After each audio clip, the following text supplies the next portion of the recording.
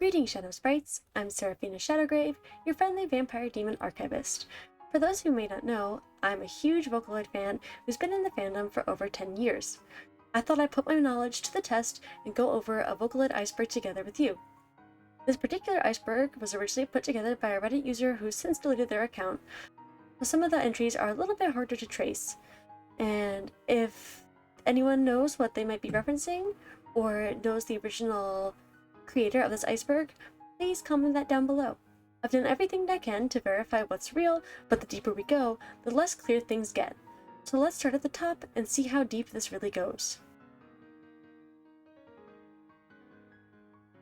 Mikudayo. Mikudayo is a popular meme character based off Hatsune Miku. She first appeared as a human-sized mascot character modeled after the Miku Nendoroid. She was created by Sega for the Tokyo Game Show in 2011 to promote the game Project Mirai. Her name comes from fans on Futaba channel, which is basically the Japanese 4chan. It means, I'm Miku, or she's Miku, in reference to her uncanny, slightly off appearance.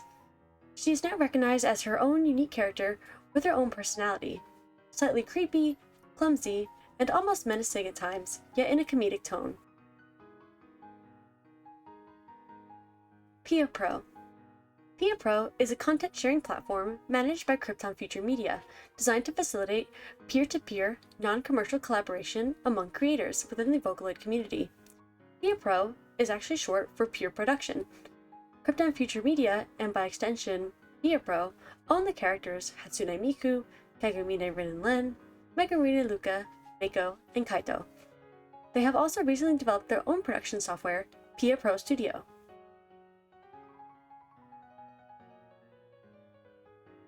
Miku opened for Lady Gaga. Hatsune Miku was the opening act for Lady Gaga's Art Pop Ball Tour from May 6th to June 3rd, 2014. The track list included Glass Wall, Yellow, World Is Mine, Play Your World, and Nichigen Dream Fever. Many Lady Gaga fans didn't understand what was really going on. After all, Miku was still pretty new at this point. However, Vocaloid fans in attendance had an overall positive view of the performance, with the only complaint being that it was too short.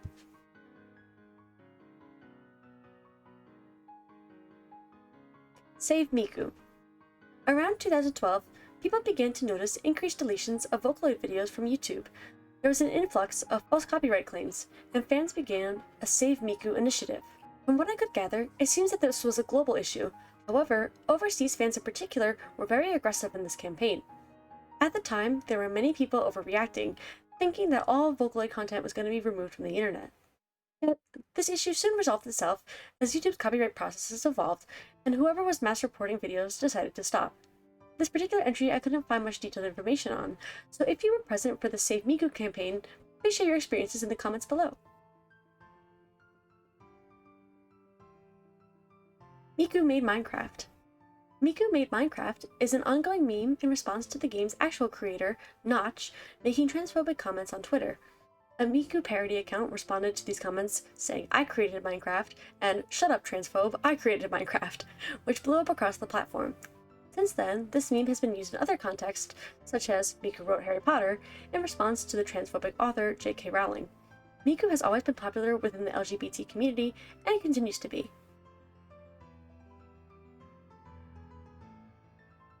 CV04.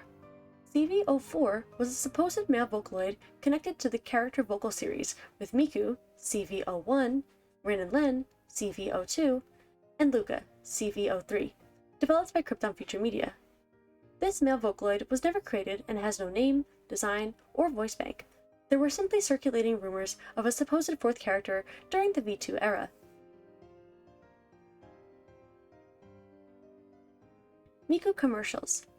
There are several very interesting commercials featuring Hatsune Miku.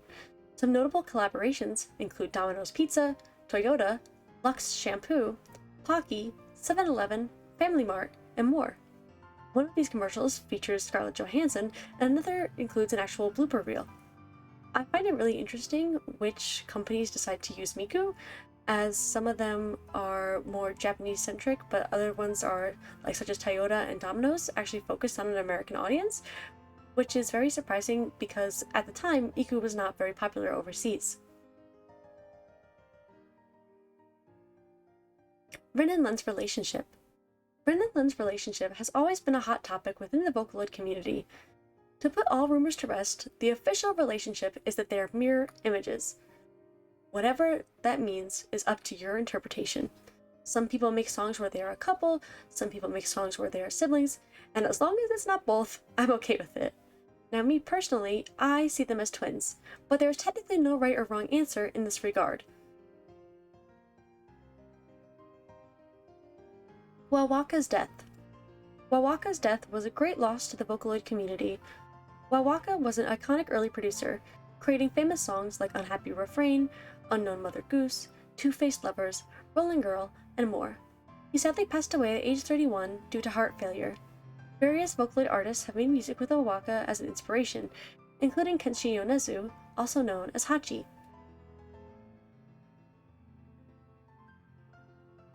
TDA. TDA is a famous artist/modeler within the MMD community. He's best known for his work on TDA Append Miku, and for overseeing the creation of Kizuna Ai's model. TDA style models are very popular within the Vocaloid community and are sometimes even used in concerts, such as Nico Nico Chill Party. In the research for this iceberg, I just recently learned that it's pronounced TDA, as I always thought it was pronounced TDA. Kasane Territory is a parody. The famous song Kasane Territory is actually a parody of a Toho Project song, Always Cerno's Turn.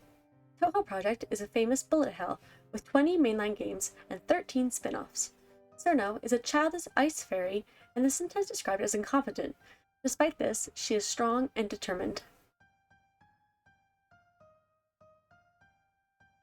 Luca's hair strand. Now, I'm not exactly sure what this point is referring to or the significance of it, but in Luca's original design, she has one strand of hair that falls in front of her shoulder. Her design largely focuses on asymmetry, such as the slit in her skirt and the wrist cuff on only one arm. Why this is important, and why it's important enough to be on an iceberg, especially level 2, I am not quite sure. Unhappy Refrain meaning. When Wowaka first posted Unhappy Refrain to Nico Nico Doga back in 2011, the original description read, "I just wanted to scream and let out all these mixed up feelings I had. I'd be most glad if you thought this was a loud, maybe slightly annoying song." One possible interpretation for the song is that Wowaka was trying to find meaning and purpose within the music that he made. Another popular theory for the song is that it is about Wowaka's dissatisfaction with the Vocaloid community. More specifically, that Hatsune Miku would get the credit for his work instead of him. This is why it is so important to always credit the producers. Remember, Hatsune Miku didn't create the song, she's only a program, which real humans use to create their music. British Miku chocolate. Around 2020, the British entertainment store HMV carried an exclusive, official Hatsune Miku chocolate bar. They were only available in the UK and only for a limited time.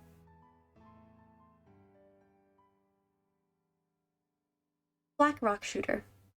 Black Rock Shooter started off as an original illustration by artist Ryohei Fuke, better known as Huke, back in 2007. The illustration inspired Vocaloid producer Ryo of Supercell to create a song with Hatsune Miku. Fuke and Supercell collaborated on the music video, which gained over 2 million views on Nico Nico Doga. The world of Black Rock Shooter would later expand into a 50-minute animation by Orde Studio and later a full anime and manga series. Shiteyanyo.